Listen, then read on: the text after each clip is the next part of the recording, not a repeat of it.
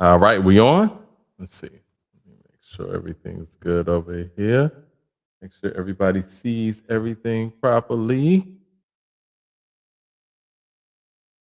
Let's get everybody in the room. Everybody in the room. That was a testing, 1 2 1 2. Let's see.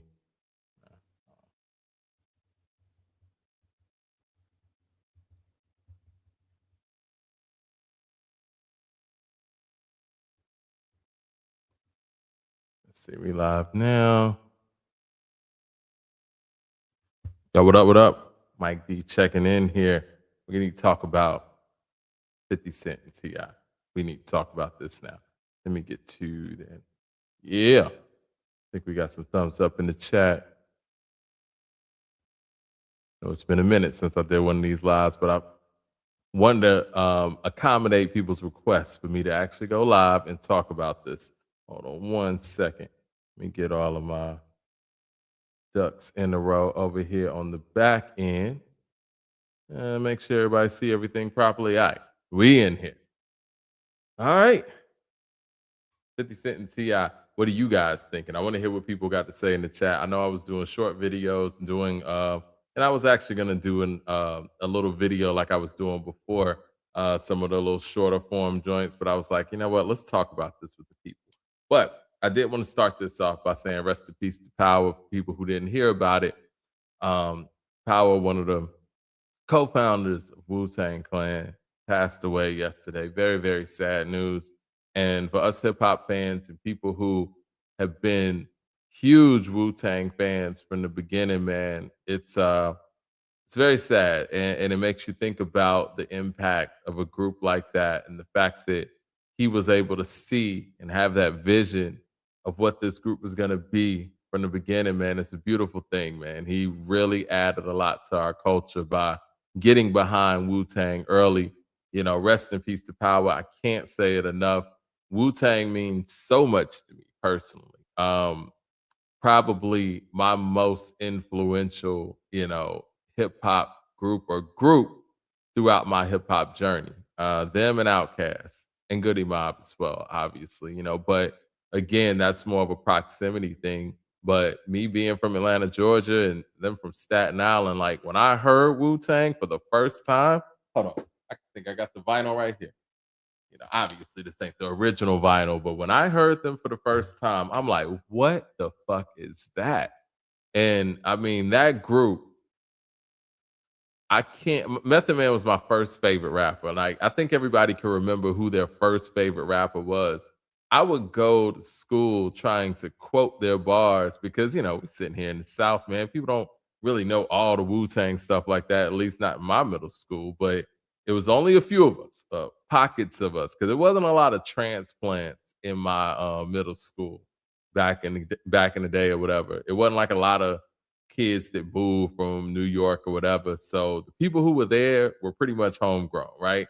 And so I would quote the Wu Tang stuff, like make sure I learn these verses. And I remember hearing Method Man on, Shadowboxing, which is couple of years after the debut, obviously. And I just remember thinking, like, whatever this thing these niggas is doing, man, I want to be down with it. I knew I wanted to be a rapper when I heard Method Man and Jizza on Shadowbox. And for the people who don't know the According to Hip Hop origin story, I mean, it comes from a Ghostface bar, to be perfectly honest. According to Hip Hop started off as a trivia game. And I remember working at Maggiano's back in the day, and it was myself and it was another hip hop head. Shout out to Maurice, man. He's in Cleveland right now. Maurice, I knew he was the only person there because this restaurant we worked at, it was in a certain side of town where, it wasn't really urban per se, right? And so I knew Maurice would have been the only person that worked there that would have known what I was talking about. So I just walked up to him, we were bored, and I was like, "Who shot JJ?" And for people who know the Holocaust Bobby Digital song, the answer is Mudbone, right? And he looked at me like, "What?" I was like, "Nah, who shot JJ?" And so that simple question turned into the trivia game, which became according to hip hop, which ended up being the media outlet according to hip hop. As far as the brand goes, when I took the brand online, to promote the game, it turned into a media platform. But again, I have a Ghostface question or a Ghostface bar and my Wu-Tang fandom to thank for that too. Um, they mean so much to my journey in hip hop. And even when we have these conversations, I know a lot of times people will be like, y'all on some throwback shit or whatever. We talk about current things and we'll talk about, things from the 90s and yesteryear. But my hope, as a media platform is that another generation gravitates to a new group or a group of their era in ways that I did to Wu-Tang and to Outkast and Goody Mob, but Wu-Tang specifically, because those are the type of moments where you have a collective of 9 MCs, right? And these guys just seem so super. Even now, you know what I mean? Like that feeling doesn't go away. These guys are superheroes to me. And I just hope that the next generation of hip hop fans have their era of guys that they can look to in that same way. It's bittersweet that they have to go back and listen to Only Built for Cuban Links and feel the way that we felt about it. And I love the videos where young people are discovering, the classic stuff and falling in love with it. But I do hope that they have their own artists that they could gravitate to in that same manner as well, because that's how the genre grows. But that's a whole nother soapbox. But, rest in peace to Power. And Wu Tang's impact is just so far reaching, and you left an imprint on this earth with the Wu Tang Collective and the work that you did with Wu Tang, and even the vision of having Wu Tang to come to the forefront in the way that they did. I mean, it's unspeakable. So rest in peace to him, and condolences to his family, to the Wu Tang family. And it's bittersweet. But today, the Wu Tang was announced as a nominee for the Rock and Roll Hall of Fame. Very happy about that. I haven't been this excited about something like that since Tribe and Outkast. Now, Outkast got in last year. That was a moment. That was an event. And hopefully Wu-Tang will get in on first swing, just like Outkast was able to do so. So I'm gonna go out there and do all the voting that I need to do. And hopefully, and well, listen, I ain't even gonna say hopefully. One thing I can say about Wu-Tang, Wu-Tang has some of the strongest fans out there in the game. The Wu-Tang fans do not play. Yeah, we only got like 25 people in here, man. Thumbs up in the chat. Yeah, I wanna build this up so we can talk about this Ti and 50 Cent stuff, and we could talk about whatever else too. I know I haven't been on a live in a long time, so if you guys want to ask me whatever you want to ask me, that's fine too.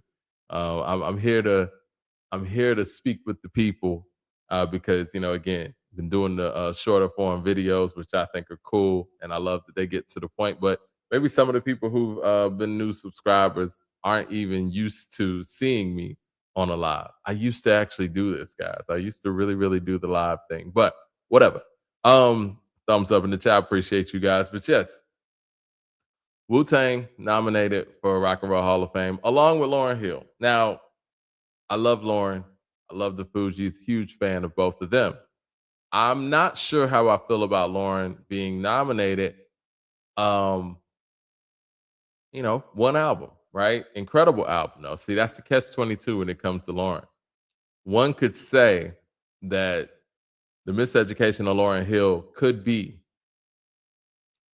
the greatest album of the 90s. It's one of them. It's one of them. If we're talking about overall, we talk about critical acclaim, we talk about commercial success, and we talk about all the Grammys she won that night, and being the first quote unquote hip hop album. It's not a hip hop album, but first hip hop album to win Album of the Year at the Grammys. So those are a lot of accomplishments in one effort and in one person. And we also know what Lauren brings to the table when it comes to talent, just raw talent. And she is a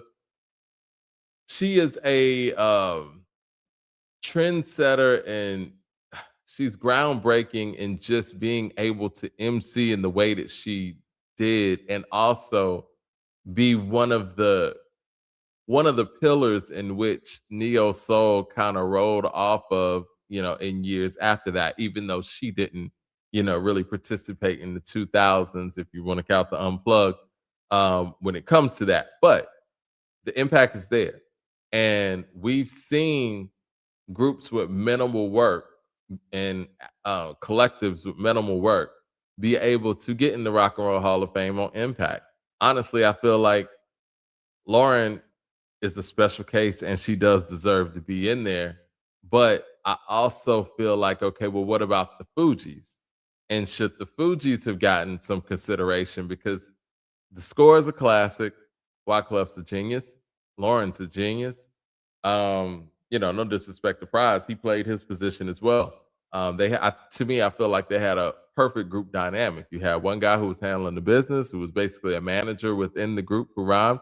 You had one guy who was the musician, producer, and you had a front person who was an incredible lyricist and and the hook person at the same time. So they had an incredible trio going on there. To me, if we want to be real, they're kind of like the Black Beatles, if we, or hip hop's Beatles. Let me say it like that. Lauren and Clef are definitely Paul and John. So, but anyway, um, I know people are going to look at it like, okay, well, how do you get in the Rock and Roll Hall of Fame with just one album? And I think that's fair. But I think Lauren is a very special case. I wish she would have done more. I wish we would have got more from her, but we didn't. But at the end of the day, Miss Education is a classic, and it's something that we still continuously hold our hat on. I got the vinyl right here. I was gonna reach down, but maybe in a second. Thumbs up in the chat, man. But yes, Wu-Tang. We got to get Wu-Tang in there, man. Listen, when we talk about the greatest hip hop groups of all time, and I know that we just had a whole conversation about that. People talking about, Outkast, people talk about, you know, Clips or Tribe or whatever. I'll get into the Clips versus Outkast thing in a minute.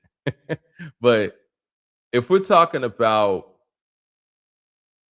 just everything when it comes to a group, and we talk about the individual accolades, individual albums, individual skill set, and all that, nobody is touching Wu-Tang. You can't match up with a group that has Method Man, Ghostface, RZA, Jizza, Raekwon, Inspector Deck, Old Dirty Bastard, Master Killer, You God, Capadonna. Who did I forget? No, that's everybody. You can't match up with a group that got all of that personnel, and then you look at the classic albums that these individuals have as well, which are kind of Wu-Tang crew efforts. Also, you got Only Built for Cuban Links. That's enough right there. You got Into the 36 Chambers. You got Wu-Tang Forever. You got the dirty version. Excuse me. You got Liquid Swords. You got Iron Man. You got Supreme Clientele. That's just 7 albums off top. And I'm not even counting albums like Tikal and, Inspector Deck's solo effort. Like, their catalog is insane. I didn't even count Only Built for Cuban Links too. They as a collective and as a group on that level, if we had to say who's the greatest group of all time, it's definitely the Wu-Tang. But to me, if we're going to talk about greatest group of all time, I think you need to only count group efforts. And if we're counting group efforts, then they kind of got to move to the back just a little bit. But they still are so groundbreaking in what they did and how they did things.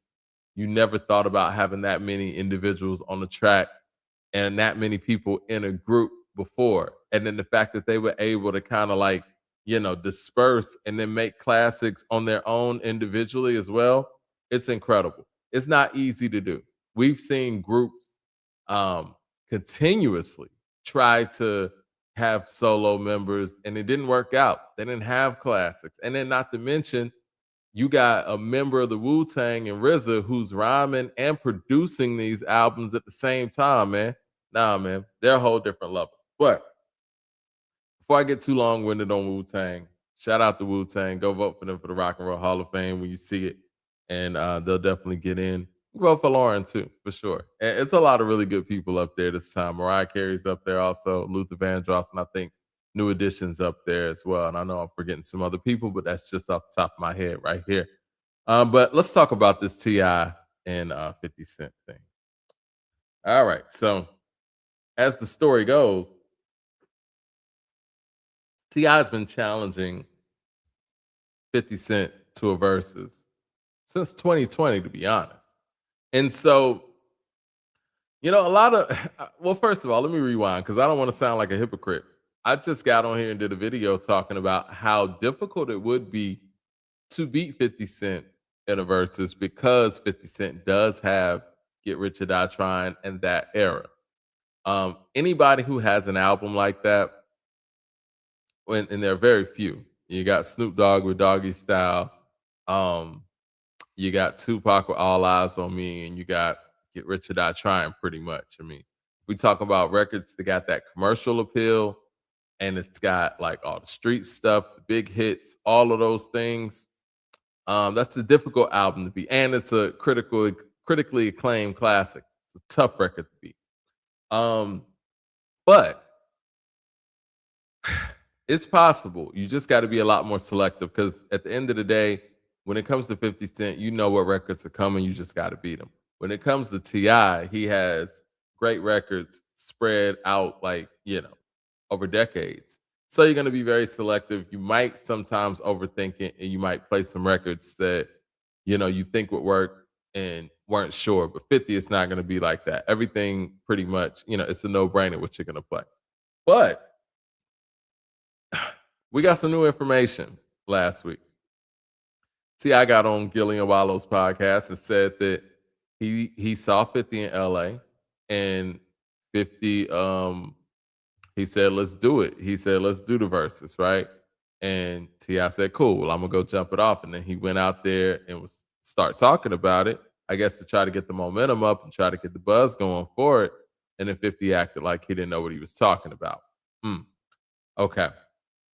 And so that part is, what was new to me because for everybody else, they felt that, T.I. was just trying to poke at 50 and, trying to get a versus for clout, if you will. Now, this is what I do want to address. A lot of people feel that T.I. isn't on 50's level musically. And I want to know what you guys think about that because, yes, when 50 was in full swing and at its height, if we want to talk about record sales, yeah, there weren't a lot of people who were on his quote unquote level. But who is a matchup for 50 then, if we're going to talk about it on that level? Because 50 is in a special position also, where, yes, he is very, he had that critical acclaim with the first album. He sold all those records that put him in a certain stratosphere. But did he stay in that stratosphere musically, right? Did he stay on let's just say a Jay-Z level? Because Jay-Z is Jay-Z because he kept doing it.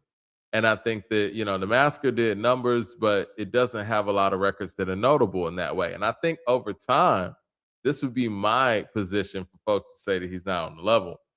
I think over time, somebody like T.I., whose career grew from, I'm Serious, where he got dropped by Arista, to, basically reinventing himself with trap music and then getting to another level with Urban Legend, and then getting to another level with King. He continued to grow and he grew gradually.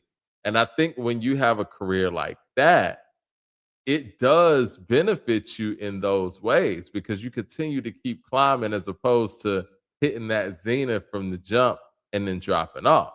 So would I say that 50 that T.I. is not on 50's level? Nah, I would not say that. I would say in '03, T.I. wasn't on 50's level. But if we want to combine the whole thing, yes, I think it's a viable conversation. And to be perfectly honest, based on the longevity and based on the versatility over time periods, I would put T.I. over 50 Cent if we're going to be honest about it. Now, 50 again, he has a lot of notable big records that makes him tough to beat in a versus situation, but that level conversation, I disagree with that. I think that 50 coming out the gate with an incredible album, with Give Her to Die Trying, one could say it is the greatest hip hop album of that era. That could be argued. But I think a lot of its success came from a lot of the cosigns. And if you look at T.I.'s career, he doesn't have those same cosigns. Who do you guys think is the better rapper? Who's the better MC between the two? I mean, if we're being, real, I'm gonna go Ti. Now, as far as a better hit maker and songwriter, 50 Cent's tough to beat with that because his hook game is crazy. Um, I think 50's a better beat picker, but again, if you got the longevity and the versatility, I'm gonna go Ti. But I think that level thing, that's not even a conversation. I don't think that to me, that sounds like justification for ducking. And if 50 Cent agreed to that matchup, which I believe he did, because if he didn't, I'm pretty sure as vocal as 50 is on social media, he would have called T.I. out and said, you know what, that's not the truth. That's a lie. Whatever, whatever. That didn't happen. So I do believe that happened. All right. And then I think that the other part of it is somebody say in the chat, T.I. only seems like he only seemed like a top guy in '06. Yes and no. I think that for people who were there, he was rising. '02 to '07, Ti seems like a top guy in '06. Okay. Um, yeah. Okay. Trap music again. I think it was a regional smash, if we're gonna be honest, and I think it's his best album, in my personal opinion. Urban Legend, he's coming, right? And then, when King comes and he has the movie ATL and all that, he's here.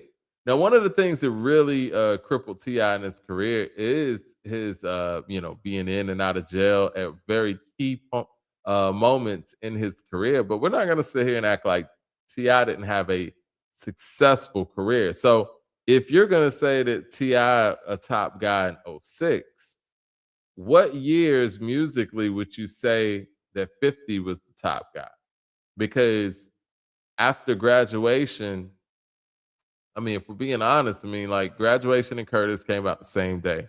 That changed the course of hip hop moving forward. I would give 50's run justifiably '03 to '05. Is that fair? '03 to '05. Because by the time '06 comes, like you said, T.I. and Wayne and Kanye is doing what they're doing. But we also got to give Wayne and T.I. a lot of credit for being able to adjust to the next wave of what was going on. T.I. and Wayne were able to adjust to the Gangsta Grill era. They were able to adjust to the Snap era. Um, DJ Khaled coming in, Rick Ross coming in, the Jeezys coming in the game. They were adjusting to all this. And 50 really did. 50's high moments are kind of stuck in that period. And I will say this, and I'm not going to be a hypocrite because 50 was always making quality music. He just wasn't adjusting with the game very well. And I think that the way that people like Wayne and T.I. adjusted, I mean, we got to give them credit for that. Not this, and it's such a slippery slope because I can't say that the quality of the let's just say that '06 to '09 era, I can't say the quality, especially radio wise, was great. But T.I. and Wayne were able to adjust, and 50 being the person with the hits and being the hit maker, he really didn't adjust the radio that well. And he helped change what New York radio had become too. But so I mean, that's just an honest critique. Saying all that to say, I don't know who 50 feels like he should really match up with. Because I do remember him saying something about Ludacris. This was back in 2020. And and I think when you look at somebody like a T.I. and you act like he's not on your level, especially with everything that he's accomplished and the fact that he's rhyming at the level that he's rhyming on, and him being who he is for the South, it does come it comes across as disrespectful, right? They tried to throw Busta Rhymes at Ti, and I'm like, respectfully, and this is somebody who's a Busta Rhymes fan. I don't think that's a fair matchup for Ti because again, Busta is he's great. Most of his songs that would be played in a verses would be features. And Busta doesn't have a hands down hip hop classic album. I mean, I'm just being real about it. I love ELE. I love The Coming. I love When Disaster Strikes. To me, that's classic Busta Rhymes era.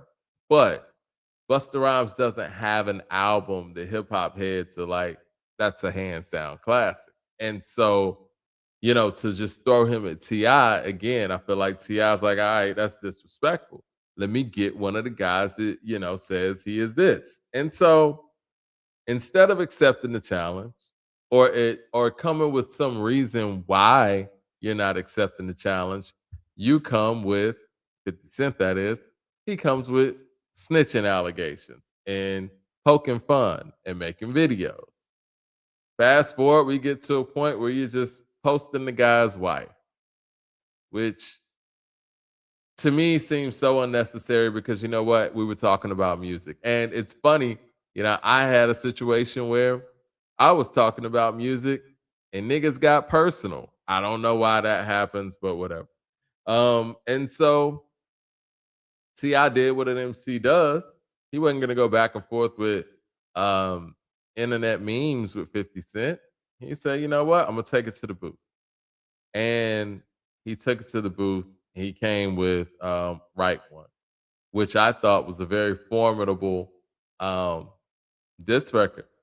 And I think it's one that should be answered and needs to be answered. It probably won't be, but one of the things that I'm shocked about from the hip hop community and why I wanted to go live and talk to the people is I thought it was interesting that people are giving him a pass or 50 Cent a pass for not answering or not responding when, for being real, he started this whole thing, right? Like all Ti did was challenge him to a versus. All he had to say was, "No, I'm not doing that right now." Whatever. That's it.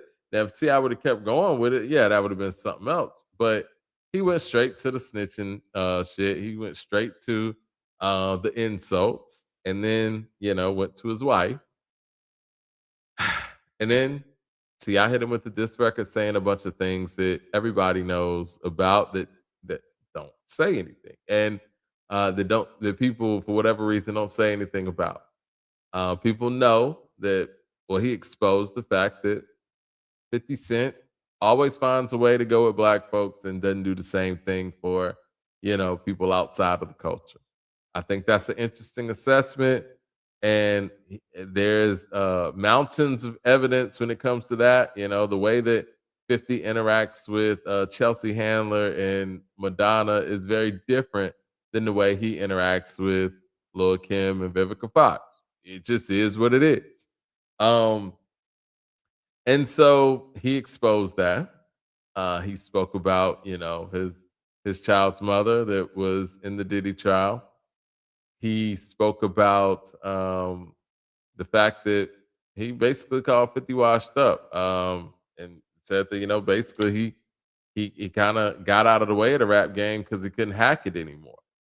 I think these are legitimate things to say on a diss record. The Right One sounds like, I know a lot of people, man, people are the internet folks now. They don't listen to a diss record for what it is. They're like, "Oh, I don't like the beat, whatever, whatever." Like, nah, man, T.I. got at him, man, and he brought up things that are very valid things. He brought up all the times that 50 has lost in a battle.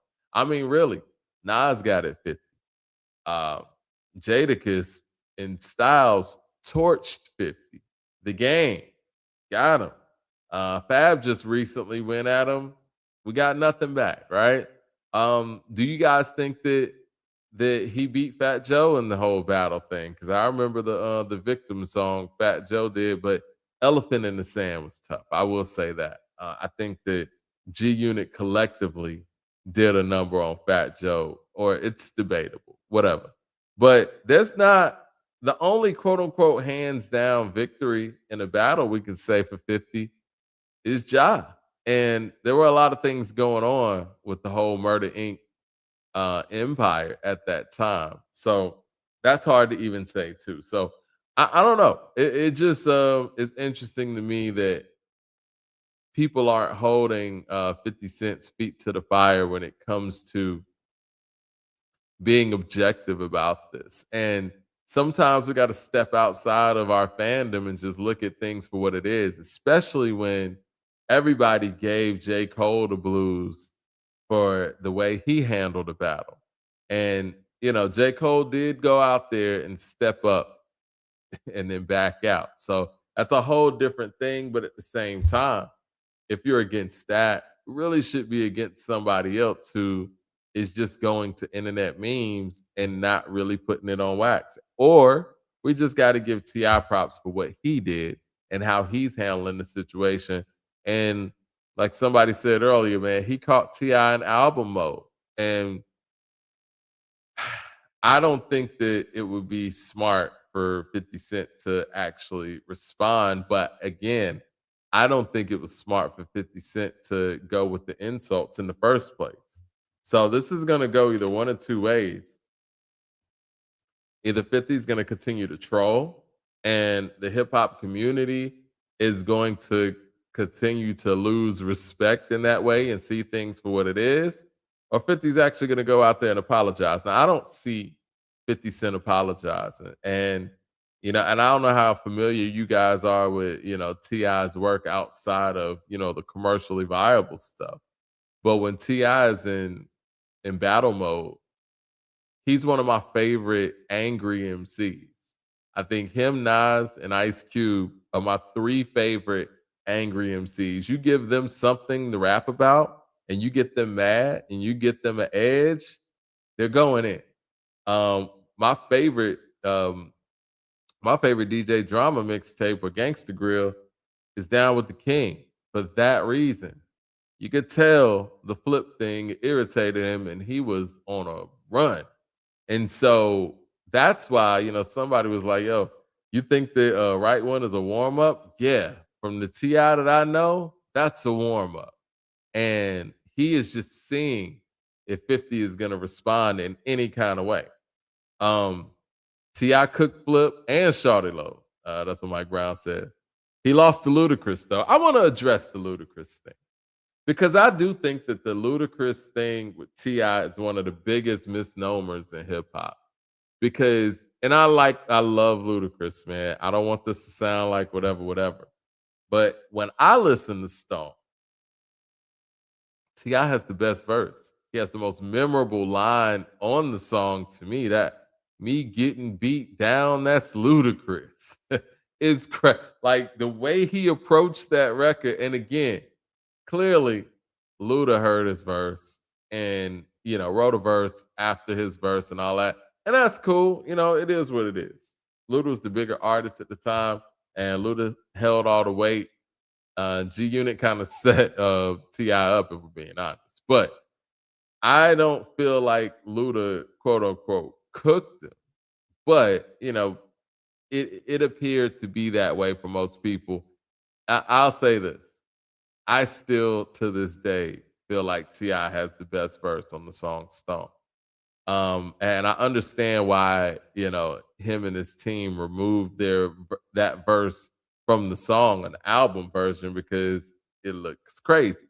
But I will say this: I still think the Ti has the best verse, and much respect to the game. But I don't even want to. I don't even like listening to that version. I listen to the one that got Ti's verse because the way he was flowing on that was crazy. He was floating on that record, and was like Spain down to Mechanicsville.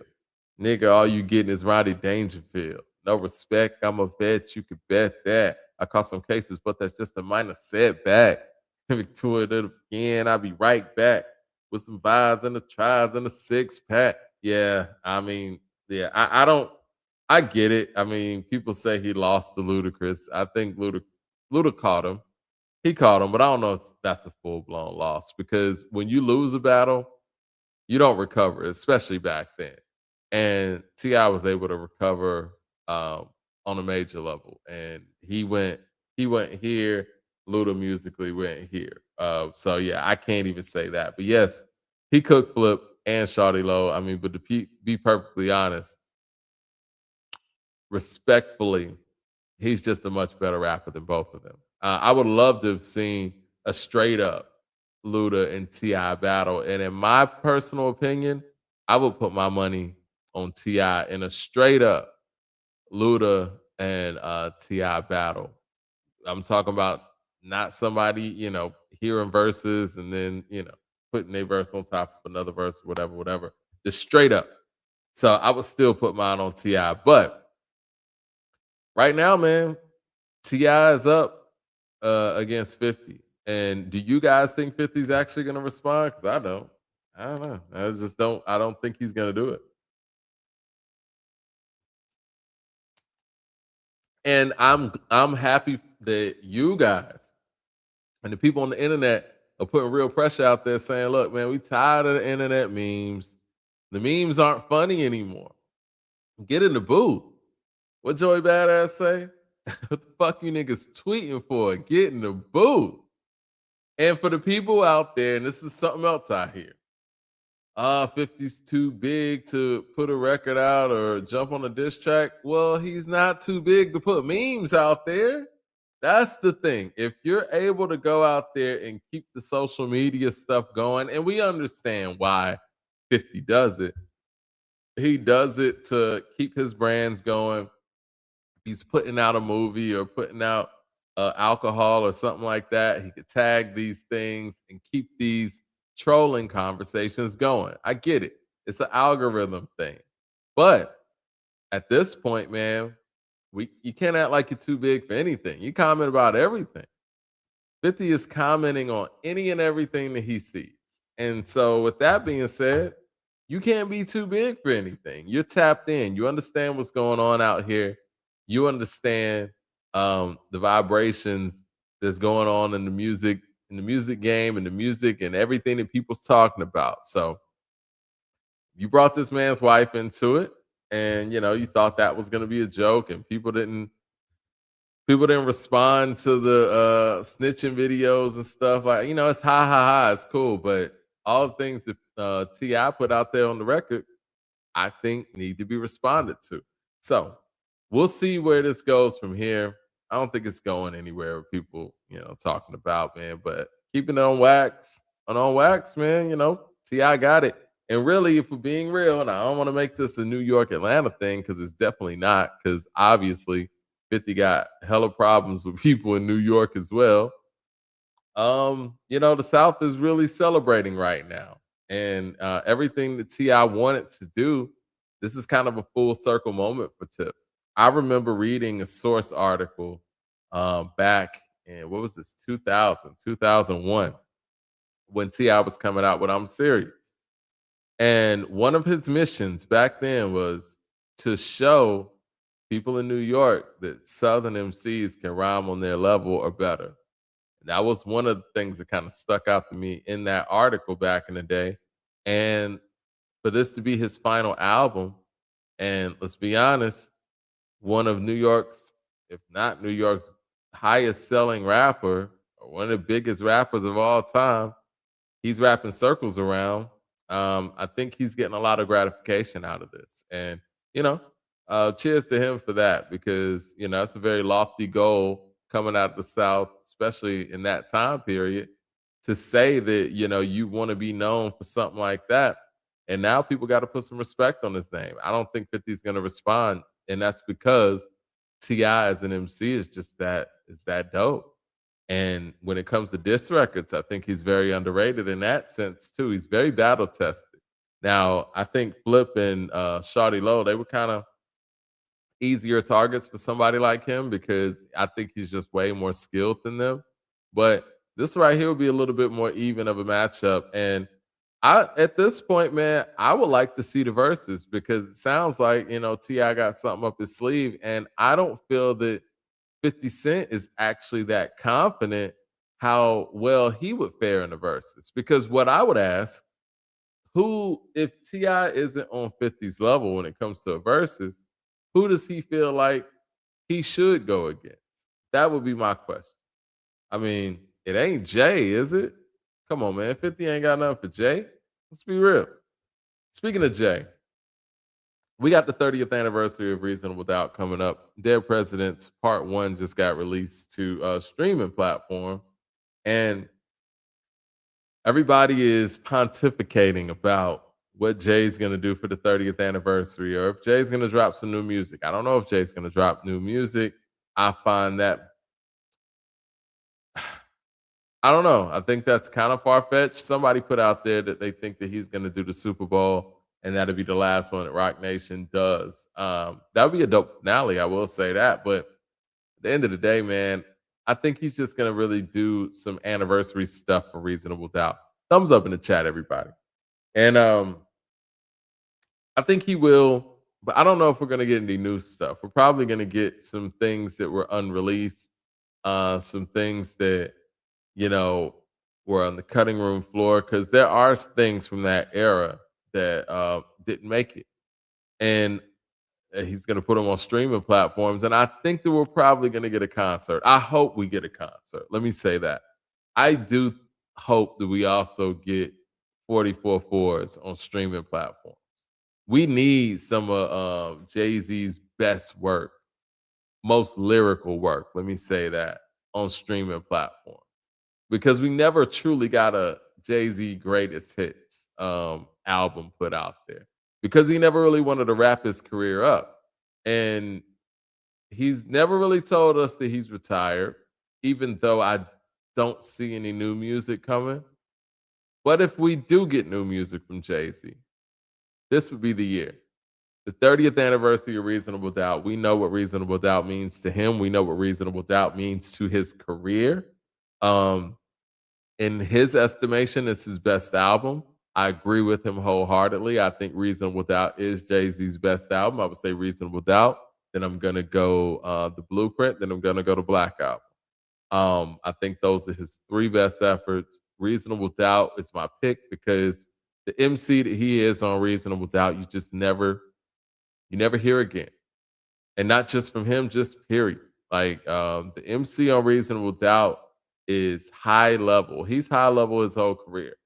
But anybody who wants to question if Jay-Z is a real MC or if he's an elite MC, you go listen to a song like The Evils. No good to very good MC makes The Evils. An elite MC makes The Evils. There's a lot of elite stuff on Volume 1 as well, but I understand why he holds Reasonable Doubt so high. And if he is going to drop anything new or anything that's inspiring or anything that he can actually, deliver to the public in a very new and creative way, I do think it would be on the back of Reasonable Doubt. Um, Speaking of another MC, man, I want to talk to you guys about JCole and how I think you guys have been very brutal.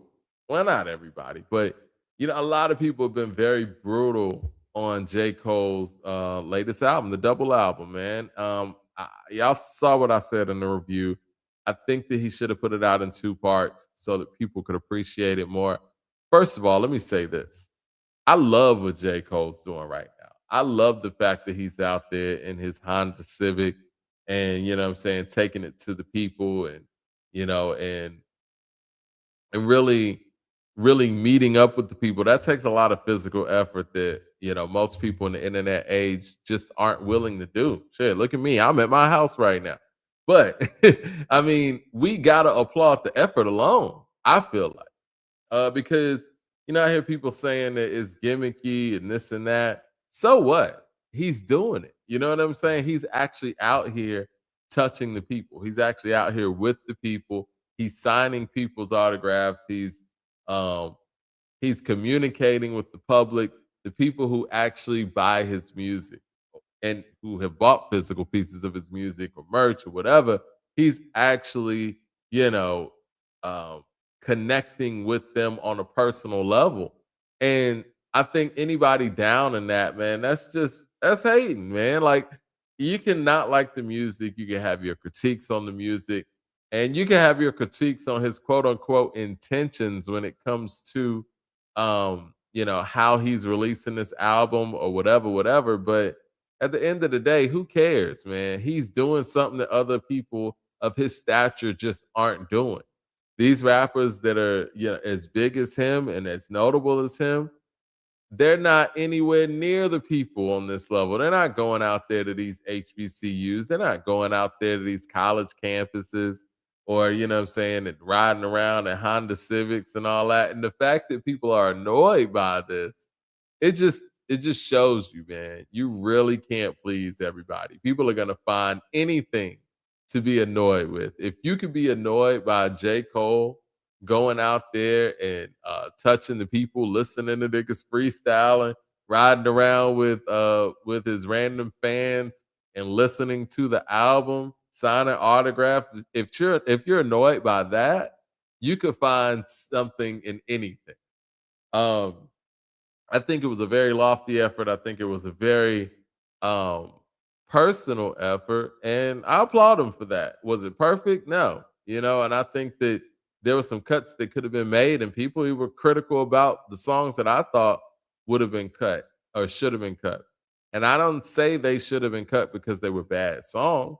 I'm just saying that if you keep the best of the best and then save some of the other good songs for like an unreleased thing, that makes them more powerful. You want to be able to make sure every piece is appreciated. If you want to approach it that way. If you don't want to approach it that way and you just want to give people everything that you've been saving up for 10 years, that's your prerogative. You know what I'm saying?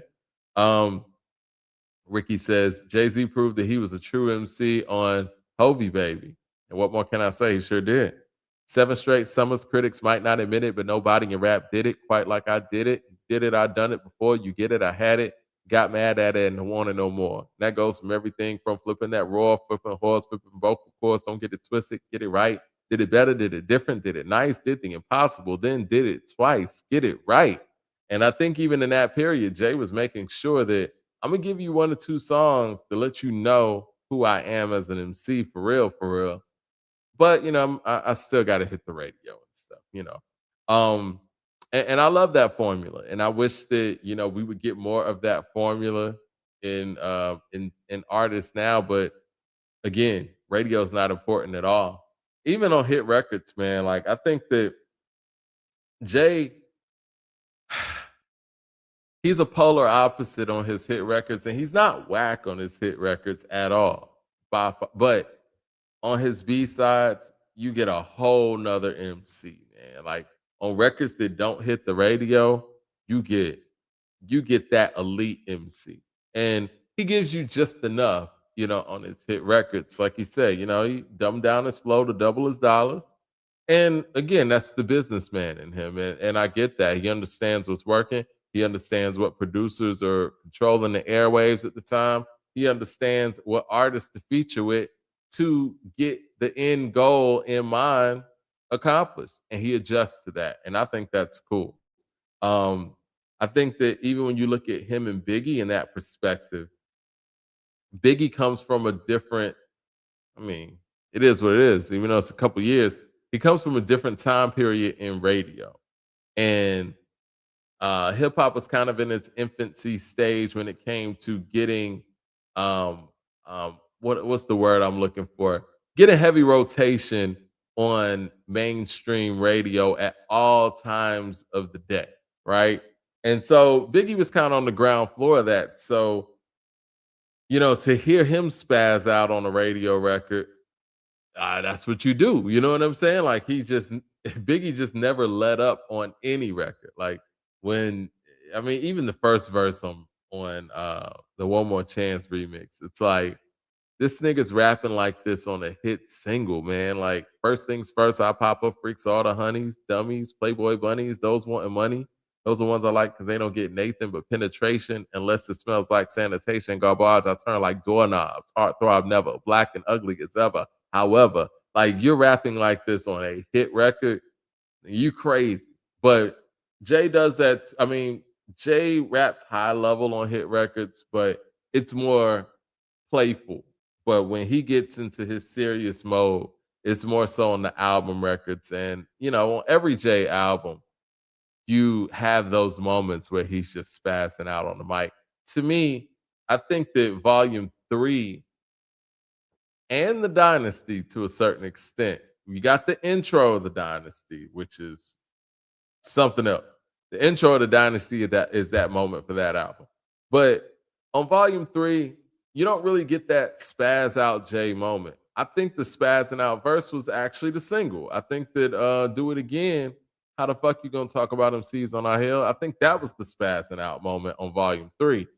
But and you didn't really get that too much on volume 2 either. But everything after that, the blueprint, I don't know. Do you get that on the blue? You know what? I think all I need is his spazzing out moment on the blueprint. Um, and obviously Hovey Baby and what more can I say on Blueprint 2 and the Black Album. But yeah, I agree. But yes, J. Cole. J. Cole did a great job with this album. I think it's one of his best efforts. I would put it right behind Forest Hill Drive, personally. I just think the double disc is just so hard for people to take in because there's so much material, and there's so much material they might not have needed to make it on the full album. And in your mind, you're thinking, well, if this song wasn't on here and if this was just one album, this would have been even greater. Now, I gotta ask the people, like, why are people so tough on J. Cole? Is it the fact that J. Cole may not have been the MC that everybody billed him to be? And let me clarify that to a certain extent. Is J. Cole justified as being as big as he is, or is he an MC that caters to more so of the I don't want to say the backpack hip hop listener, but yeah, the one that's there for the beats and rhymes and the bars and things like that that aren't looking for all of these extras, if you will. Because it feels like the people that critique him are the ones that are looking for things that we never really got from him. And they're expecting him to be something that he never really showed us that he was going to be or even wanted to be. And I think that part of it's unfair. I think that J. Cole, he maximized on who he is on this album. And and when you're recording an album for this long of a time and working on something for 10 years, yeah, certain things are gonna sound like, regurgitated to people because who knows who took certain ideas from him from songs that, were never put out or hadn't been put out yet. Who knows? But I just think that those critiques are just over the top. And the game. Let's talk about the game because the game did review his album, and I thought that the game gave it a very fair review. I saw people saying that I'm jumping on the game bandwagon or the fan the fan club or whatever. Nah, man, the game's rapping at a high level, and we got to acknowledge that. Like what he did with the credits, the recent mixtapes that he's put out with DJ Drama, no, he's rapping at a high level. And I think right now, man, we're at a point where, everybody wants something negative to say about everything. Like J. Cole album's fine, and if you have a problem with it just being fine, that's fine too. I get that. But the T.I. diss record on 50, it's not whack at all. It's nowhere near whack. And the way that the game is rapping right now and the music he's putting out right now, it's hard. It's just hard. You know what I'm saying? Like we can't sit here and deny that and act like, oh no, it's not what it is. No, game is snapping right now. And that's just what it is. And he is the right person to be out here critiquing bars if he wants to, because he's keeping his level high. Um, I would do a song for song breakdown of his mixtape, but his mixtape's very lengthy, and I would rather kind of review it as far as like it's hard to review mixtapes. Like I think with mixtapes, man, you would have to actually go with the song for song, 1 to 10 thing.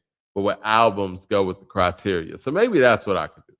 Maybe with the mixtape thing, I could just pick it out song for song, 1 to 10 type thing. And then with the albums, we'll do like a 1 to 10 criteria with 10 different pieces of criteria. But yes, man, the way the game's rapping right now, I want to hear more. I would love to hear more people feature with him too, man.